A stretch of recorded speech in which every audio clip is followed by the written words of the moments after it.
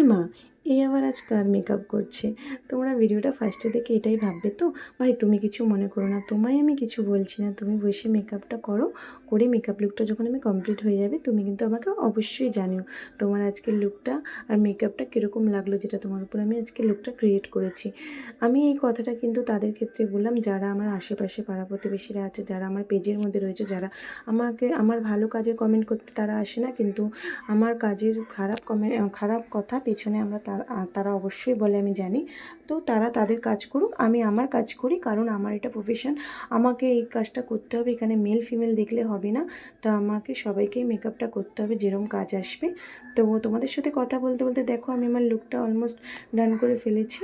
তো এখানে দেখো আমি যে শুধু মেকআপ করতে আসি আমরা তা না, আমাদের শ্যুটের জায়গায় অনেক কিছুই করতে হয়। সবাইকে মিলেমিশে এখানে কাজ করলে একটা কাজের ভালো আউটপুট বেরায়। তো সেখানে সবাইকেই একসাথে হয়ে কাজগুলো করতে হয়। তো তোমাদের সাথে কথা বলতে বলতে দেখো আমার কাজটা পুরোপুরি কমপ্লিট হয়ে গেছে। তোমরা ততক্ষণ গেস্ট করো যে আমি এখানে কি লুক দিয়েছি। তোমাদের নেক্সট ভিডিওতে কিন্তু আমি দেখাবো এই